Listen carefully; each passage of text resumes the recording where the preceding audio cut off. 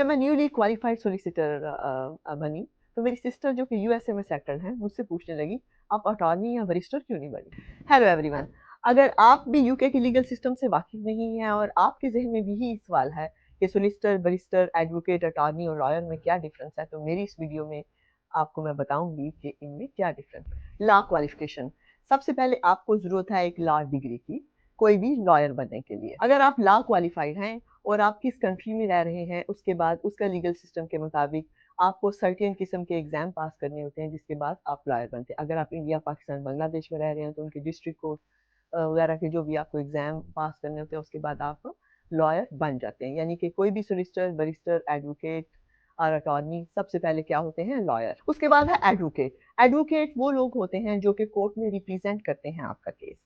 यानी कि हर लॉयर के बाद आप एडवोकेट बनते हैं अगर आप सर्टेन क्वालिफ़िकेशन हासिल करते हैं, सर्टेन आपका एक्सपीरियंस होता है, एग्ज़ाम पास करते हैं, तो आप एडवोकेट हाई कोर्ट बन सकते हैं, आप एडवोकेट सुप्रीम कोर्ट बन सकते हैं। तो एडवोकेट वो हैं जो कि आपको कोर्ट में रिप्रेज़ेंट करते हैं। उसके बाद हम बात करते हैं अमेरिकन लीगल सिस्टम की, वहाँ पर हैं अटॉर्नी। तमाम लॉयर जो कि वो बार का एग्ज़ाम पास करने के बाद वो बन जाते हैं अटॉर्नी, यानी कि लॉयर, अटॉर्नी एक ही चीज़ के, एक ही प्रोफ़ेशन के 2 नाम हैं। लॉयर, अटॉर्नी और एडवोकेट। अब हम बात करते हैं यूके के लीगल सिस्टम में। अगर आप यूके में प्रैक्टिस करना चाहते हैं एज़ अ लॉयर, तो आपको 2 प्रोफ़ेशन में से 1 चूज़ करना होगा, सॉलिसिटर और बैरिस्टर। सॉलिसिटर सॉलिसिटर की जॉब ज़्यादातर ऑफ़िस बेस्ड होती है। आप लोअर कोर्ट में अपने क्लाइंट्स को रिप्रेज़ेंट कर सकते हैं।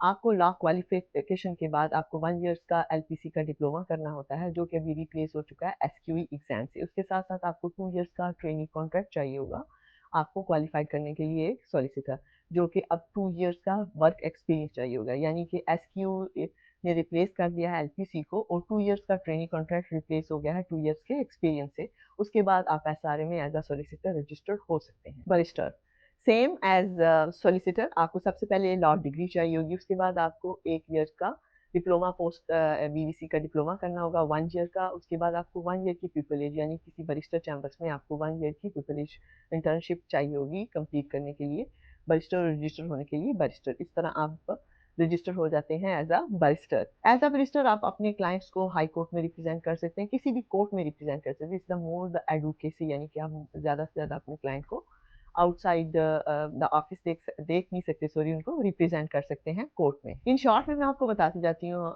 All solicitor, barrister, attorney, advocate, lawyer होते हैं, लेकिन तमाम लॉयर एडवोकेट, बैरिस्टर, सोलिसिटर और अटॉर्नी नहीं होते। आई होप इस वीडियो के बाद मेरी सिस्टर को और बाकी तमाम लोगों को जिनको सोलिसिटर और बैरिस्टर के प्रोफेशन में से डिफरेंस का पता नहीं है, अटॉर्नी, लॉयर और एडवोकेट के डिफरेंस का पता नहीं है, अच्छी तरह पता चल गया होगा। इसके बावजूद अगर आपके पास कोई क्वेश्चन है तो आप गूगल कर सकते हैं।